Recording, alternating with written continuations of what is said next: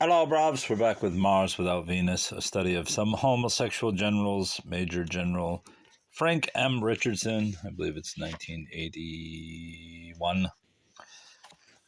We continue on page 60, although when I opened the book to this page, I didn't recognize even having read this part, so whatever. As soon as Frederick became king, he banished his wife from his court. Wilhelmine called his palace of Sans Souci the monastery, for no woman was allowed to enter it. The king was looked after entirely by men. Even his darning was done by soldier servants. He wrote kindly to his wife, and later in his life dined at her house several times a year. But, writes Miss Mitford, he never spoke to her. He merely bowed and took his place at the table. At table. Just once he astounded the company by going up to her and asking after her health. But they seem never to have exchanged another word. He once presented her to his sister with, "This is my old cow, whom you already know." Returning from the 7 Years' War, he merely remarked, "Madam has grown more corpulent." It is no surprise, then, to learn that the atmosphere at his court was frankly homosexual. Miss Mitford, writing of his meeting with Lord Baltimore and a young Venetian called Algarotti, says, "These were the first people of their kind whom Frederick had ever met. Perhaps they confirmed in him an already latent homosexuality. He was certainly entranced by them, and fell in love with Algarotti."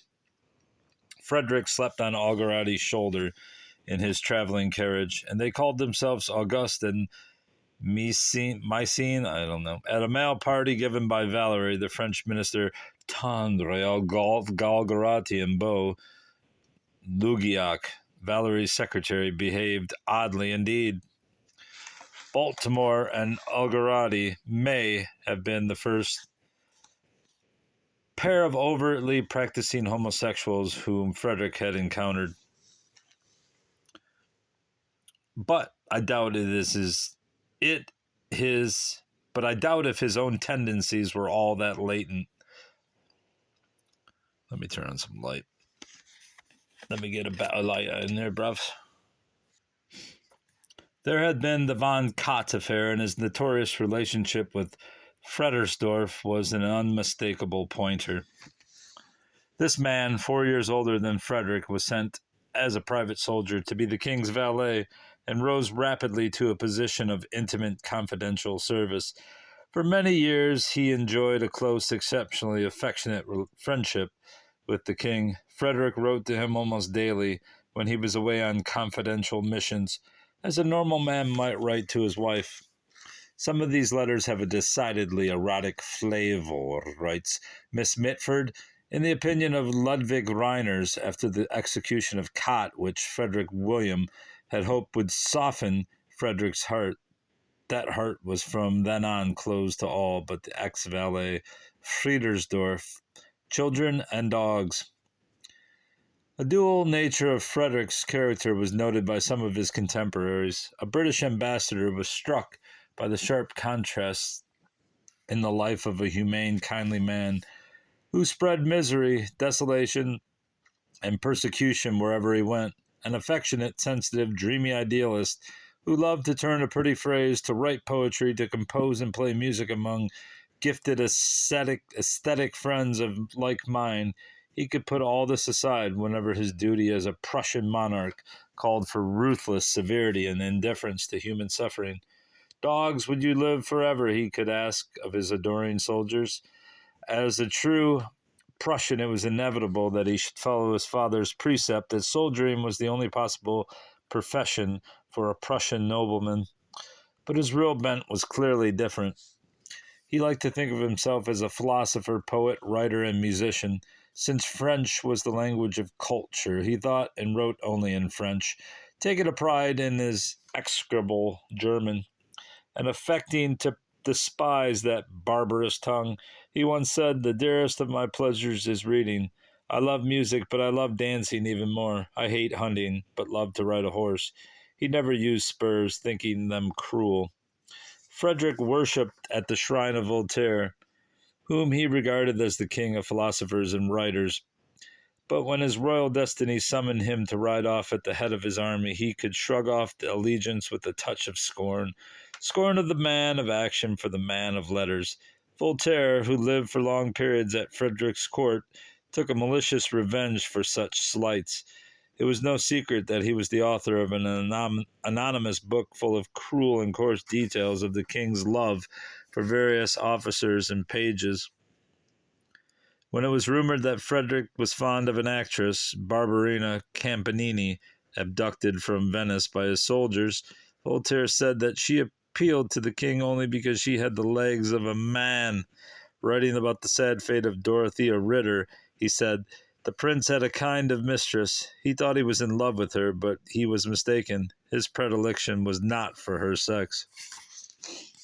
Voltaire himself had homosexual leanings, and in tender notes exchanged with Frederick, they called each other coquette and maîtresse. Miss Mitford, and I'm shocked that, what's his name? Richardson isn't calling Miss Mitford a lesbian because she's not married, but who knows what he has in mind. Miss Mitford had no doubt about Voltaire's homosexuality and wonders if his feelings for the king were not exacerbated by unrequited passion. It certainly cannot be said that Frederick's homosexuality helped him to establish rapport with his soldiers.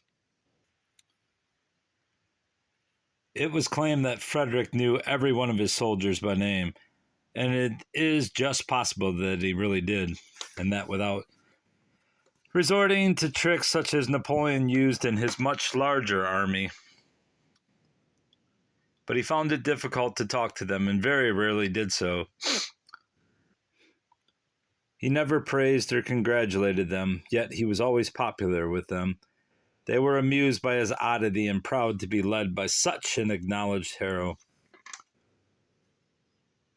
A military hero he certainly was, his place in history attested by his inclusion among Napoleon's 7 great captains.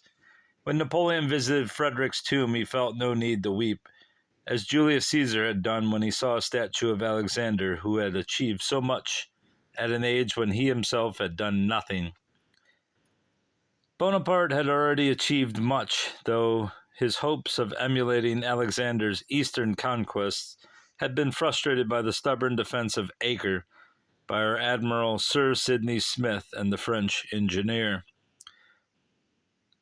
Filippo, who had been an enemy of Napoleon since their school days, but though he did not weep, Bonaparte ordered his staff, "Hats off, gentlemen. If he were alive today, we would not be here in Berlin."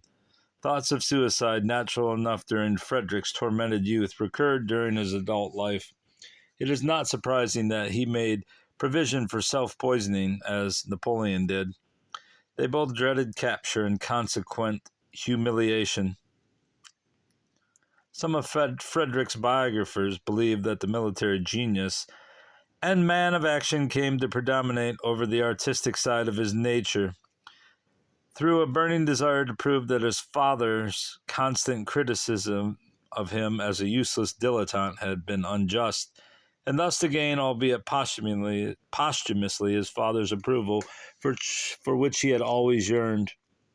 I believe that a simpler way of putting it is that what he really needed was to bolster up his own self-esteem. So important to a man's psychological development, doubts about his virility stimulated him to develop those qualities which the unconscious mind associates with masculinity. The scorn and dislike of women shown by Frederick and by Napoleon to a marked degree are characteristic of those feelings of defective virility, and indeed of many neurotic individuals. Let's go back and find this footnote I saw here. Resorting to tricks such as Napoleon used in his much larger army. Napoleon used to be provided with a list showing that exact position on parade of a few named soldiers. He would stop at roughly the right spot, calling out, "Grenadier so-and-so, you were with me at Marengo." The man thus singled out would step forward aglow with pride at being remembered by their little corporal, to whom they were all only numbers in a parade state, cannon fodder, but the impression was made. Frederick's upbringing and early family life could certainly be expected to produce a neurotic individual. Admittedly, his brothers grew up in the same family and all developed into normal, pleasant men, if a trifle dull, but they were not subjected to nearly so much unkindness and insecurity as the son and heir. If Frederick's wretched family life and sufferings at his father's hands made him neurotic, emotionally disturbed, one can only guess what form this took. A desire to cling to female company for support, in his case, to his beloved sister, since his mother was such a frail protector, is no indication of homosexuality. Perhaps he did indeed strive in later life to show masculine qualities to offset his father's wounding doubts of his virility. But there is evidence that what tipped the scales towards his undoubted homosexuality may have been physical rather than purely psychological. It was in fact organ inferiority. There it comes again. This is the same theory used with Napoleon. According to Edith Simon, a theory supported by circumstantial evidence alleges that there was some abnormality of his external genital organs. It is said that he had an operation after suffering from venereal disease in Dresden. Edith Simon wrote, "An operation was performed which removed a portion of his penis without, however, affecting the testicles and the hormone balance of an organism, thus remaining wholly masculine, though incapable of performing the sexual act." Apart from the fact that Frederick seems to have been the last man to incur a risk of venereal disease, it is hard to imagine what kind of operation could conceivably have been required as a result of such an indiscretion. Non-medical writers, like unkind popular gossip, seem to be too ready to attribute any sort of trouble in the genito-urinary system to venereal infection.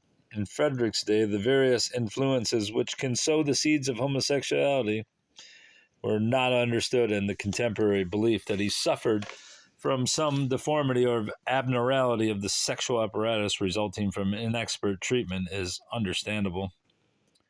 Whatever was amiss, venereal disease seems unlikely.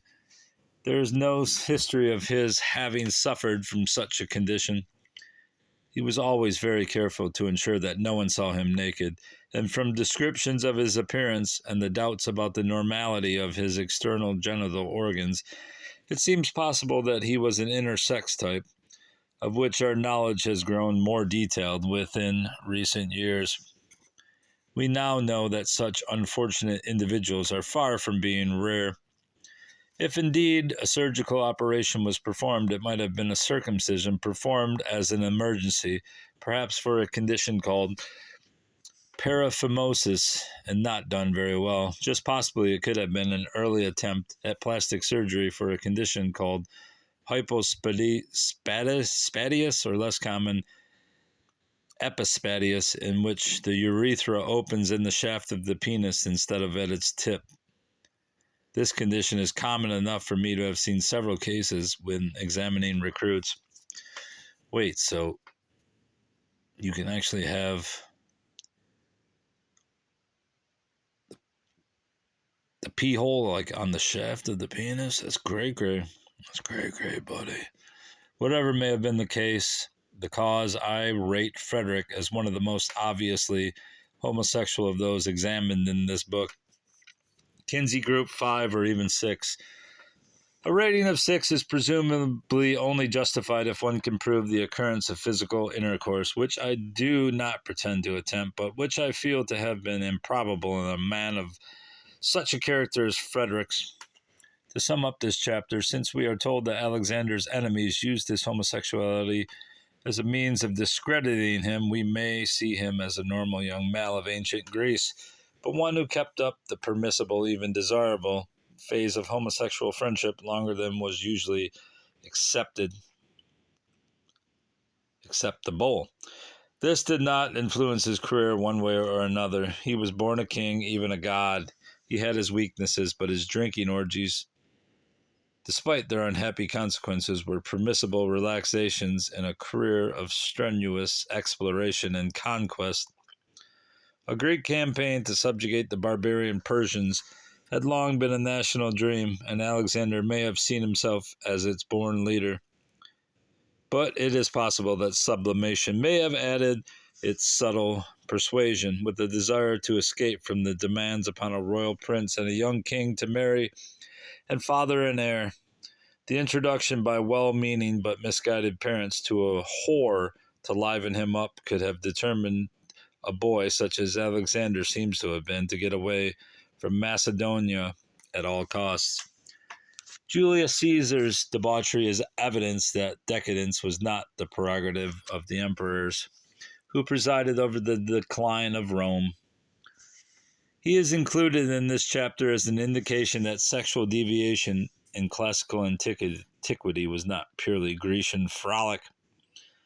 As for Frederick, it was not only his enemies who disclosed his deviance, which was suspected during his childhood and became steadily more evident. He gloried in kingship so little that he refused an elaborate coronation, remarking, "A crown is merely a hat which lets in the rain." His desire to excel as a military hero, in contrast to his preferred life of gentle cultural pursuits, may have been inspired partly by hope of justifying himself, as it were, in the eyes of his dead father, as some writers have believed, but a more powerful motivation, and I think a much more credible one, could have been the sublimation of sexual instincts, which were clearly not destined to make him the father of the next Hohenzollern king. All right, that's all with that, as I butcher another word, because I'm a Philistine. Next chapter, Mars without Venus, chapter 4. Till then, bravs, goodbye. Goodbye. Goodbye.